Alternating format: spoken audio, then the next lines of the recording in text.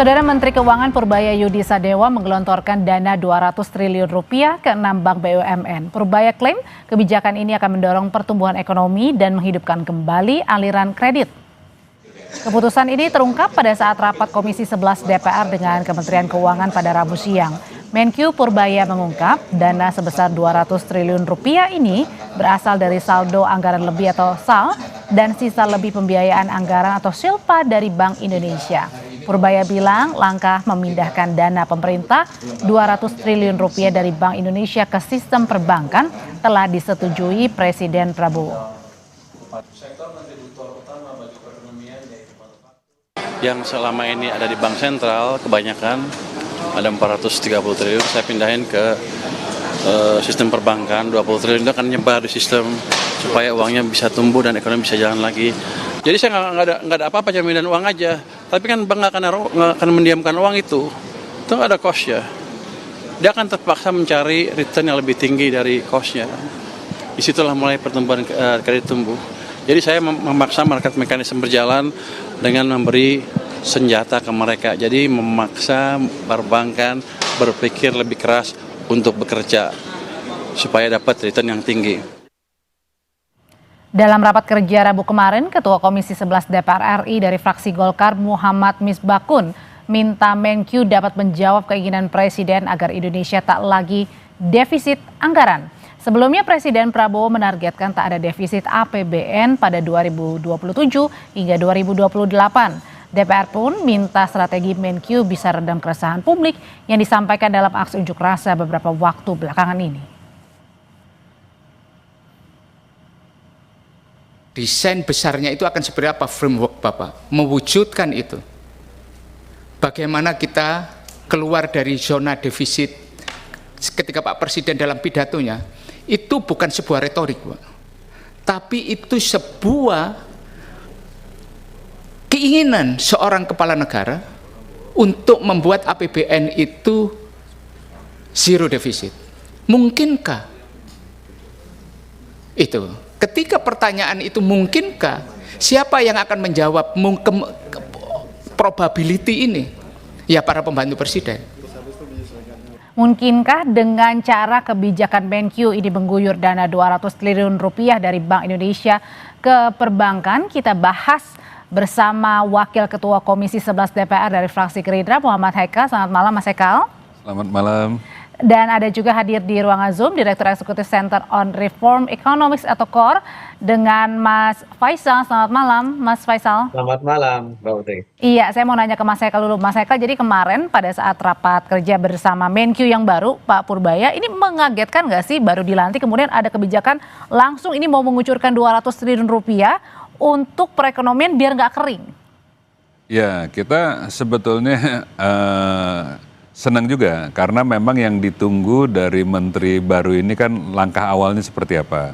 Kalau menurut saya ini kan mungkin benar-benar perkenalan dan langsung dia ambil action sebagai tanggapan atau reaksi untuk segera mewujudkan apa yang pesan-pesan disampaikan oleh Presiden. Dan itu kan yang juga ditanyakan oleh DPR adalah bagaimana Anda akan bisa menyelesaikan masalah yang dihadapi oleh masyarakat. Nah, langkah pertama adalah untuk menyelesaikan masalah yang dianggap menjadi masalah utama ekonomi kita saat ini adalah ekonomi kita ini kering. Uang kurang liquid di dalam perekonomian kita. Sehingga ya kalau kering ya tentu harus dibasahin. Nah, makanya dia langsung mau basahin dengan 200 triliun. Jumlahnya nggak main-main loh 200T ini Mas. 200 triliun cukup besar dan ini sekarang yang tadinya ada di Bank Indonesia sekarang dia paksa himbara kita untuk benar-benar bekerja menyalurkan ini kepada sektor real. Nah jadi kalau menurut Pak Menkyu kemarin dalam rapat sebenarnya 200 triliun rupiah ini kan akan dikucurkan ke bank BUMN ya Mas. Nah itu untuk siapa, kemudian kapan mulainya, berapa banyak masing-masing bank ini? Justru kemarin beliau langsung lirik kepada wakil menterinya, sudah dilakukan belum? Nah dijawab sedang dalam proses. Nah dalam prosesnya seperti apa itu kan sebetulnya mungkin itu bebannya ada di Dirjen Perbendaraan karena dia yang mengatur penempatan uang. Nah prosesnya itu kan agak teknis ya, bahwa itu di dalam penempatan uang itu juga harus ada negosiasi beban bunganya dan seterusnya. Nah itu kan kalau dipindahin ini, bank-bank ini kan juga harus langsung kesanggupan menyerap dan kemudian melemparnya lagi untuk diserap ke dunia usaha. Kalau sepengetahuan saya ini kan mereka juga sebetulnya pastinya akan membutuhkan waktu juga untuk bisa menyalurkannya. Nah ini ya tantangan yang cukup lumayan berat lah terhadap Bank Himbara. Berapa akan dibaginya itu mungkin akan dinegosiasi satu persatu, tapi 200 triliun untuk diserap dalam waktu yang relatif singkat juga tantangan dengan tersendiri tuh. Oke, nanti kita akan ke sana ke tantangannya, tapi sebelumnya saya mau ke Mas Faisal dulu. Mas Faisal, sebenarnya ini realistis nggak sih? Oke, maksudnya bukan realistis atau tidak, sebenarnya besarnya besar banget atau kemudian nanti dapat dipertanggungjawabkan apa enggak Menkyu yang akan mengucurkan 200 triliun rupiah ke Bank BUMN agar perekonomian kita ini nggak kering lagi nih? Ya, yang jelas memang harus ada aturan main untuk bisa membuat itu berjalan dan efektif, begitu ya. Karena begini, 200 triliun yang tadinya ada di BI, ya separuhnya ada di BI, kemudian ditaruh ke Himbara, harapannya kan ini nanti disalurkan ke sektor real melalui kredit, dan kreditnya yang diharapkan juga kredit yang produktif ya, bukan hanya konsumsi tentu saja. Nah, untuk memastikan itu terjadi, harus ada aturan main bahwa memang perbankan ini betul-betul nanti setelah dapat uangnya itu tadi 200 triliun itu betul-betul di semaksimal mungkin itu didorong untuk disalurkan ke sektor real, bukan kemudian disalurkan lagi ke dengan membeli SBN, membeli SBI yang lebih safe bagi perbankan ya, dan juga lebih rendah risikonya, kan itu yang selama ini terjadi ya. Jadi itu permainan nanti di dalam aturan mainnya, dan gampang saja menurut saya bagi bank untuk kemudian kalau dia tidak memang nanti 200 kayaknya tidak disimpan ke SBN atau SBI, dia bisa pakai uang yang lain, kan ini kan sebetulnya buat bank tuh gampang saja. Tapi nah itu untuk memastikan bahwa betul-betul itu nanti disalurkan ke sektor real, itu satu ya. Yang kedua ya, catatan ini menurut saya untuk supaya efektif itu disalurkan ke sektor real. Nah, melihat juga selama ini masalahnya dalam penyaluran kredit seperti apa. Nah, yaitu adalah masalahnya adalah di permintaan. Demand domestiknya. Jadi mungkin dari sisi supply ada uang untuk disalurkan kredit yang kepada sektor real. Tapi yang minta banyak atau tidak. Nah, selama ini dan kemudian digunakan untuk apa itu juga masih menjadi tanda tanya juga dong ya Mas ya? Digunakan untuk apa juga ya, tapi ini saya selesaikan dulu yang permintaan UMKM terutama untuk kredit ini banyak terhambat karena mereka khawatir karena permintaan lemah. Jadi kalaupun mereka dapat kredit dari perbankan, kalau kemudian usahanya ini tidak bisa jalan dengan baik karena permintaan yang lemah, maka ini juga akan meningkatkan nanti risiko kredit. Nah, itu yang membuat animo atau keinginan ya untuk meminjam di bank itu juga berkurang. Nah, jadi ada kebijakan yang juga harusnya lewat fiskal untuk mengatrol dari sisi demand, itu dia. Baru kemudian nanti juga mau disalurkan ke sektor mana nih prioritasnya, itu yang tadi ditanyakan Mbak Audrey. Oke, kita tahan dulu sampai di sana. Saya mau nanya, kalau gitu yang tadi dipertanyakan juga sama Mas Faisal sebenarnya Mas Hekel, ini pada saat kita sudah ada nih uangnya, tinggal disalurkan bagi yang mau meminjam untuk kredit usaha. Pertanyaannya, ada yang beli apa enggak? Kalau misalnya kurang yang beli, bagaimana juga untuk membalikan modal yang sudah dipinjamkan ke bank ini? Jadi memang benar yang disampaikan Mas Faisal itu, kalau ini kan harus ada penyerapannya. Nah, penyerapan itu kan sebetulnya kalau kita mau lebih jauh lagi, sebetulnya ada kebijakan-kebijakan yang masih dikendalikan juga sama pemerintah. Sebetulnya kayak kita kalau mau konsisten nih, belanja APBN kita fokuskan belanja dari UMKM. Nah, itu sendiri bisa menciptakan demand yang cukup kuat, karena kita belanja ini kan APBN kita ini kira-kira 3.800 triliun.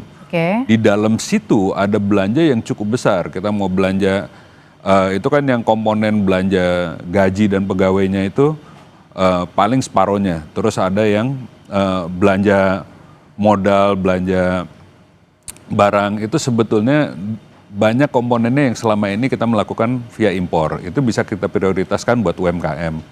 Nah, itu bisa menciptakan demand terhadap kebutuhan kredit ini. Nah, kalau itu kita mau agak konsisten, memang harus melibatkan interdebt juga. Nah, tapi ini kan sebagai langkah awal tentu kita harus support, karena ini yang akan membuka lapangan pekerjaan yang mudah-mudahan bisa menyelesaikan kekeringan daya beli dan membasahi kekeringan ekonomi dan meningkatkan daya beli yang sekarang menjadi keluhan masyarakat secara umum. Nah kalau gitu pertanyaannya, dengan pengucuran 200 triliun ini ke Bank BUMN, apakah ini memang hanya untuk meredam dari keresahan masyarakat belakangan ini, atau memang benar-benar ini merupakan pil yang kemudian bisa membuat efek panjang supaya membuat ekonomi kita jauh lebih baik ke depannya? Kita akan membahasnya, tetap bersama kami di Sapa Indonesia Malam. Menteri Keuangan Purbaya Yudi Sadewa memastikan dana 200 triliun rupiah dimasukkan ke sistem perbankan pada hari ini. Ada 3 bank yang mendapatkan dana lebih dari 50 triliun dan 1 bank menerima dana 10 triliun rupiah. Siang ini sudah disalurkan ya? Oh, insya Allah. Jalan kan ya? Jalan pasti. Ini kita kirim ke 5 bank, Mandiri, BRI, BTN, BNI, BSI. Di mana boleh sebutan ya? Di Mandiri itu kita taruh 55 triliun, BRI 55 triliun, BTN 25 triliun, BNI 55 triliun, BSI 10 triliun. Jadi saya pastikan dana yang 200 triliun masuk ke sistem perbankan hari ini, dan mungkin banknya habis itu bingung berpikir nyalurin kemana. Pasti pelan-pelan akan ke kredit sehingga ekonominya bisa bergerak. Waduh, itu cepat banget ya Mas Haikal dan juga Mas Faisal. Tapi kalau yang dilihatnya sendiri, Mas Faisal, ini sebenarnya sebuah gebrakan yang sebenarnya dianggap orang kan Pak Menkyu yang baru ini kan dikenal kemudian juga gayanya yang cepat begitu ya, koboi begitu ya. Nah, apakah ini sebenarnya benar-benar ingin meredam karena keresahan masyarakat begitu, atau memang ingin jangka panjangnya nih karena memang ada kerinduan untuk tadi di tengah ekonomi yang kering ingin membasahi begitu dalam waktu jangka panjangnya? Ya, saya juga sebetulnya mengapresiasi, ini kan memang satu gebrakan ya bagi Menteri Keuangan yang baru ya, dan satu pendekatan yang fresh menurut saya yang memang harus dicoba untuk kita mendorong perekonomian. Dan juga, tapi jangan lupa nih, bukan hanya mendorong growth loh ya, karena kalau kita memperhatikan apa yang menjadi keresahan masyarakat kemarin yang berujung pada demonstrasi, itu adalah masalah keadilan, distribusi dari ekonominya.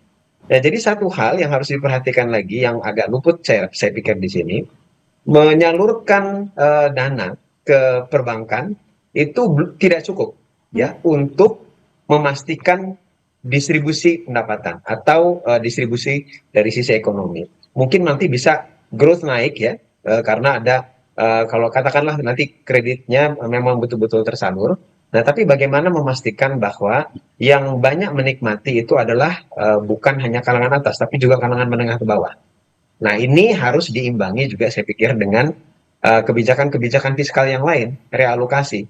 Nah, satu poin tadi yang disampaikan oleh Mas Haikal juga kaitannya dengan bagaimana memanfaatkan pengadaan barang dan jasa pemerintah. Nah, itu saya pikir poin yang sangat bagus ya, 3.000 triliun potensi daripada APBN kita. Nah, itu selama ini kalau sebetulnya itu dimanfaatkan secara maksimal untuk membeli barang dan jasa yang ada di domestik, nah ini akan sangat bagus sekali untuk juga menggerakkan ekonomi dari sisi demand tadi. Kalau tadi kan dari sisi supply-nya. Nah, jadi nyambung, nanti ada matching. Okay. Nah, hanya saja tentu saja aturan main ya. Kalau ini selama ini kan kenapa juga banyak mengimpor, tidak membeli produk dalam negeri, ada permasalahan price ya di situ.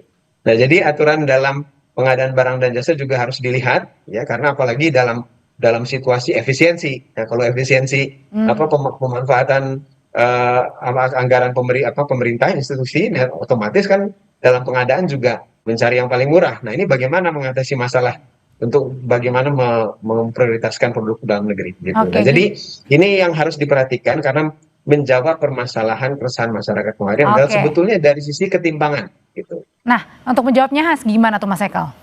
Ya, memang kebetulan juga tadi kemarin kita lagi ngebahas di rapat internal, memang kita juga lagi mengkaji lagi undang-undang yang kita usulkan untuk masuk prolegnas. Salah satunya juga memang undang-undang pengadaan barang dan jasa juga lagi kita lirik untuk kita bahas. Tapi secara umum memang kita harus pikirkan, kita dukung apa yang menjadi pemikiran Pak Menteri Keuangan baru. Dia ingin menyalakan 2 mesin. 2 mesin itu apa? 2 mesin itu adalah satu, kebijakan fiskalnya harus matching dengan kebijakan moneter, itu satu. Yang kedua adalah yang hidup harus pemerintah dan swasta, gitu kan. Nah, ini yang tadi juga saya rasa harus dimatchingkan seperti yang disampaikan Mas Faisal itu, bahwa kalau semua mesin kita nyalain, dan ini kan disampaikan beliau di dalam rapat dengan DPR juga, kalau semua mesin bisa dinyalain, ini dia mencontohkan waktu zaman Pak SBY itu ekonomi bisa beberapa kali, 4 kali kalau nggak salah, bisa tembus di atas 6%. Padahal peran pemerintah dalam membangun nggak terlalu besar, itu tapi dia pastikan money supply-nya tumbuh sehingga perekonomian itu selalu cukup liquid. Nah, permasalahan yang dia lihat sekarang itu adalah perekonomiannya kering. Jadi walaupun pemerintah mau push dengan belanja, tapi private sektornya itu mengalami kekeringan, konsumennya mengalami kekeringan, akhirnya pertumbuhannya selalu tertahan. Nah, jadi di saat perekonomian likuiditasnya cukup, sebetulnya pemerintah kerjanya jadi jauh lebih ringan. Nah, apalagi kalau kita kombinasikan pemerintahnya kerja keras, sektor swastanya cukup liquid, apalagi kita campur dengan kebijakan seperti kita prioritaskan beli dari UMKM dalam negeri, rasanya pertumbuhan yang agak tinggi bisa kita capai dengan relatif lebih mudah. Oke, tapi kan juga banyak juga yang mengingatkan hati-hati akan resikonya besar begitu Mas. Tapi balik lagi ketika misalnya tadi dananya sudah ada, sudah tadi Pak Menkyu bilang sudah didistribusikan ke bank-bank, tinggal kemudian siapa yang mau meminjam. Nah itu pada saat uangnya sudah ada, ketika sudah ada yang mau minjam juga, tapi pergerakan dari kemampuan membayarnya sendiri atau membeli daya belinya sendiri masyarakat yang perlu juga ditandatanya, itu kan bukannya menjadi catatan juga Mas? Nah itu maksud saya kan tadi, daya beli ini kan munculnya kalau dari masyarakat ini punya pekerjaan, baru dia bisa punya penghasilan, baru dia bisa membeli kan. Nah pekerjaan ini kan tentu kalau memang lagi banyak order, nah banyak order ini kan kayak tadi, kalau memang kita ngebiasain apa-apa selalu kita fokuskan barang impor karena dia lebih murah, nah itu kan sebenarnya kebijakan kita sendiri. Nah itu juga kemarin sempat diungkit oleh beliau, banyak sekali kita sering ngeblame kondisi luar negeri, padahal Indonesian economy itu sangat berat kepada domestic demand dan domestic consumption. Nah itu kan sebenarnya barang yang kita kendalikan sendiri, dan kebijakannya itu sebetulnya ada di tangan kita. Nah jadi kita sebetulnya juga jangan terjebak untuk tidak mengurusi dan tidak mengatur perekonomian untuk kepentingan kita sendiri. Dan itu kan harus, perekonomian ini kan pekerjaan kita bersama, bukan kerjaan satu orang. Kita salah juga kalau kita cuman kita karena ada Pak Purbaya, sekarang dia akan menyelesaikan. Ini jadi kerja semuanya keras harus bergerak kita bersama gitu kan. Nah, tapi ini kan semangatnya udah ada nih. Beliau mau dorong untuk ekonominya bisa bergerak, dia mau mengguyur, nah darahnya ada nih. Badan kita kalau banyak darahnya kan semua organnya mudah-mudahan bisa bekerja dengan baik. Oke, Mas Faisal, ini mungkin bagi yang menonton gitu Mas Faisal, sebenarnya sesederhana ini nggak ketika ada uang 200 triliun rupiah, sudah dibagikan ke 6 bank BUMN, lalu kemudian ketika saya misalnya mau meminjamkan uang ke bank BUMN untuk berusaha, kemudian akan semuanya dipermudah karena dengan alasan tadi uangnya sudah ada, dan alasan saya untuk membuka usaha, membuka lapangan pekerjaan, sehingga itu dipermudah. Sesederhana itu nggak Mas? Ya tentu saja memang tidak sederhana. Itulah tadi makanya perlu ada kebijakan-kebijakan ikutan yang mensupport itu. Tadi poin-poin sebelumnya kan sudah disampaikan bagaimana supaya demand-nya kuat, supaya juga ada permintaan terhadap kredit yang lebih besar ya. Lalu juga bagaimana menyalurkan kepada sektor-sektor prioritas yang menciptakan lapangan pekerjaan. Nah, inilah makanya pentingnya juga menurut saya bukan hanya sinkron antara kebijakan fiskal dan moneter, tapi juga kebijakan fiskal dengan sektor realnya. Nah, ini disinilah fungsi mendistribusikan itu tadi yang 200 triliun ataupun berapa triliun pun nanti gitu ya, kepada sektor-sektor yang betul-betul bisa mengangkat demand, terutama yang kalangan menengah ke bawah, UMKM, dan menciptakan lapangan pekerjaan yang paling cocok dengan kelas menengah ke bawah ini. Sektor-sektor seperti apa sih Mas? Pilihan sektor real. Contohnya? Kalau padat karya jelas kita lihat satu, misalkan ada pertanian. Pertanian itu sangat-sangat paling dekat dengan kalangan bawah dan juga menengah. Nah, di antara perdagangan juga sama. Jadi perdagangan itu terutama yang UMKM itu kan sebagian besar sebetulnya usaha mikro dan kecil kita itu kan dia di sektor perdagangan gitu ya. Nah, itu adalah sektor yang bergerak karena ada sektor tradable-nya. Tradable itu adalah pertanian, industri manufaktur, nah satu lagi sebetulnya pertambangan. Nah, tapi pertambangan ini kan skillnya spesifik ya. Nah, jadi saya bilang pertanian, industri manufaktur terutama industri kecil ya, industri kecil menengah, nanti perdagangan kecilnya juga ikut bergerak gitu dengan itu, dan juga sektor jasanya.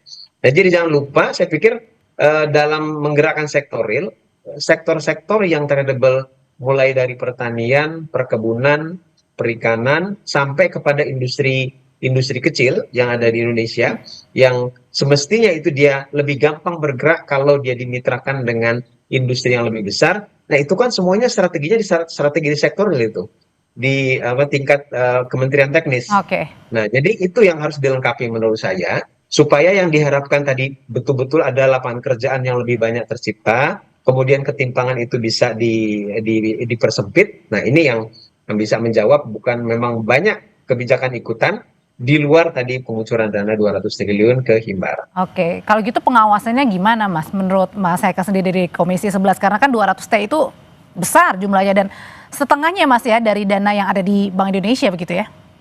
Ya itu bukan hampir setengah dari uang pemerintah yang disimpan di situ. Itu kan sebetulnya kayak uang saldo terus. Kayak kita kan punya uang di bank ini kan nggak pernah mau habis. Kalau habis kan kita nggak bisa bayar apa-apa. Nah, cuman daripada dia ngendap di situ. Tapi itu termasuk dana darurat nggak sih Mas?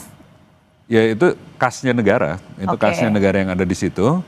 Nah, apa namanya kan sebenarnya sama aja. Bank Indonesia ini kan bank juga. Bank Indonesia, Bank Mandiri, Bank Himbara lainnya kan bank semua.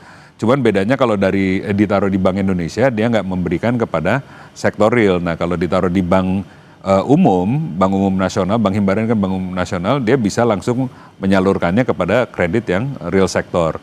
Nah, yang harus dijaga adalah kan seperti tadi disampaikan, jangan dia terus kemudian beli instrumen-instrumen yang akhirnya duitnya cuman ngendap lagi. Kalau dia misalnya dibelikan SBN atau SRBI, nah itu yang harus dijaga, karena kalau dia masuk lagi itu kan duit-duit santai itu. Dia misalnya taruh di SRBI dapat bunga di atas berapapun. Artinya nggak ngucur ke rakyat, itu nggak ngucur ke rakyat, dia nggak menggerakkan perekonomian. Nah, itu pengawasannya? Pengawasannya satu yang menempatkan aja ini kan sudah memberikan pengaturan. Anda ini kita taruh di sini nggak boleh taruh situ. Nah nanti itu mekanismenya bisa lewat kita titipkan ke OJK ataupun ke BI. Pak Purbaya sendiri ini dulu ketua LPS yang kerjanya mengawasi semua rekening yang ada di situ. Jadi kan dia cukup paham lah dengan apa mekanisme yang bisa dipakai.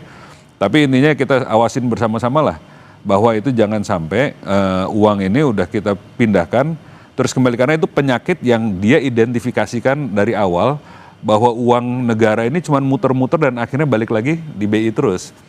Karena itulah tercipta kekeringan yang selama ini menurut dia menjadi dasar kenapa akhirnya muncullah tagline Indonesia gelap itu gitu kan. Kalau gitu Mas Faisal sendiri bagaimana menurut Anda sendiri tadi untuk pengawasannya supaya tadi ketika uangnya sudah digelontorkan ini tidak mandek untuk membeli seperti SBN dan lain sebagainya. Artinya benar-benar dikucurkan untuk rakyat yang membutuhkan, yang mau berusaha. Ya itulah tadi yang semestinya memang satu dari sisi aturan mainnya harus cukup detail. Yang kedua adalah dari sisi monitoring dan supervisi ya. Jadi mengawasi implementasinya, kalau kemudian ada penyelewengan atau indikasi kemudian di luar daripada yang ditargetkan, ini bisa kemudian ada langkah-langkah yang kemudian bisa menguruskan. Nah itu semua nanti semestinya harus ada mekanisme lebih lanjut ya, dan juga kebijakan-kebijakan turunan yang untuk memastikan bahwa itu betul-betul efektif nanti di lapangan. Kalau gitu singkat aja Mas Haikal, kalau kemarin dari rapat itu bersama dengan Pak Menkyu ada bilang nggak Pak Menkyu misalnya maksimal untuk pengucurannya realisasinya berapa bulan sampai akhir tahun kah atau gimana, ada tenggat waktu yang belum ada disampaikan secara khusus, dan saya rasa ini juga merupakan tantangan tersendiri untuk para direksi bank. Tapi kan ya saya rasa mereka ini kan setiap bank ini punya marketnya masing-masing dan punya ekosistemnya masing-masing. Mereka tahu komunitas mana yang layak dikucurkan atau mana yang lagi perlu dikucurkan. Mudah-mudahan mereka bisa menyalurkan cepat, dan kita juga akan mitra daripada perbankan nasional. Nanti kita juga akan turut, DPR akan turut memonitor kepada mereka dan evaluasi supaya mereka juga segera menyalurkan, karena nggak guna juga kalau ditaruh buat mereka. Tanpa kita monitor pun mereka ini terbebani. Karena mereka harus bayar cost daripada uang ini. Ini kan ada cost of money-nya nih. Bunganya maksudnya? Bunganya. Oh, Dia harus bayar bunga kepada Kementerian Keuangan ini. Ini bukan duit gratis juga. Jadi mereka kan bisnisnya, fungsi intermediasi mereka ini harus jalan. Mereka harus menyalurkan ini, kalau nggak ini jadi beban buat mereka, ini cost. Dan juga jangan diselewengkan begitu ya? Dia sih rasanya nggak akan menyelewengkan, tapi dia justru harus mencari return terhadap ini, kalau nggak ini cuman mengurangi marginnya perbankan. Oh, ini. oke. Nanti tanti mereka berkurang lagi. Oke, sudah kita tangkap kalau gitu. Terima kasih Mas Eka untuk penjelasannya, Mas Faisal juga. Selamat malam semuanya. Terima kasih. Makasih. Selamat malam. Malam.